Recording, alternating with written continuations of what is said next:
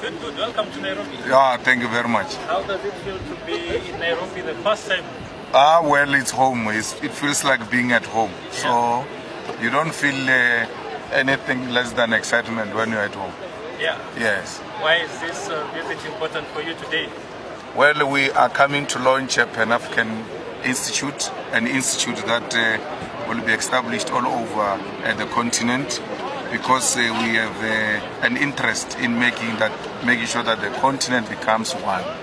And this kind of initiatives are more than welcome, because the institute will not only be reduced to Africans only in Africa.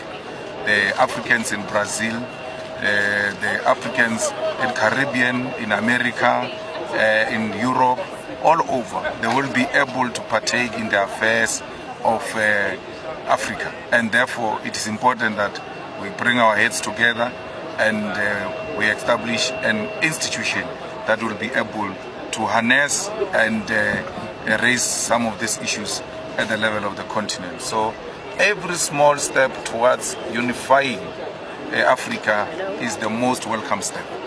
So what do we expect from your keynote speech?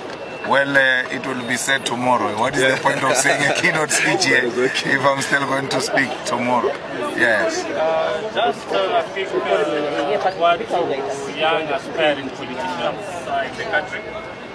Well, they need to keep fighting, and the young people who are in politics, who are in parliament, they should always make sure that they fight against nepotism, against corruption, against the exclusion of young people from the table that makes decisions. And they should always be driven by the desire to create a better future for their country. So we are excited that young people in the continent are emerging, and they are showing their hands, and they are actively participating in politics of the continent. It is the youth of Africa who will be able to stop the decay of the continent. It is the youth of Africa who will protect the mineral resources of this country and the whole continent, and unify the continent, because the unity of Africa is what constitutes the future of all of us. Your visit just comes when the king has left the country, and Kenya was colonized with the British. So what's your take on that?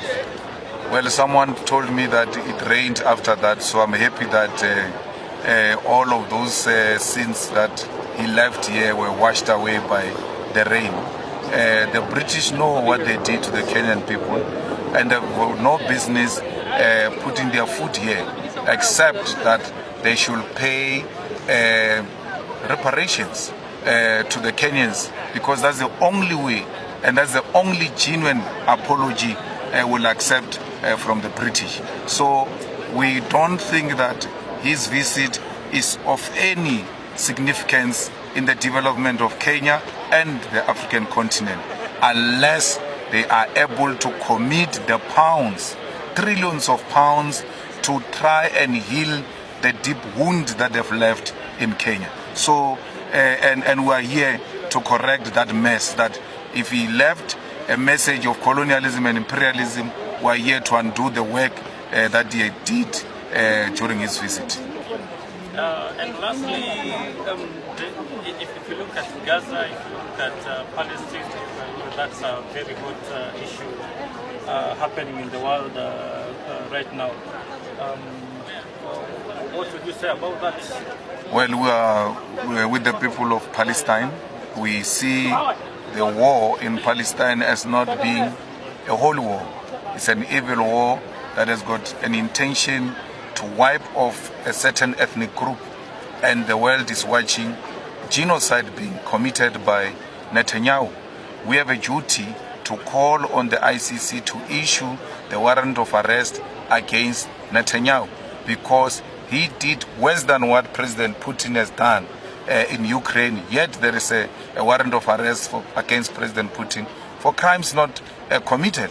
So we are going to be putting more emphasis that the Israeli ambassadors everywhere in the continent, they must be chased away until the people of Gaza know peace.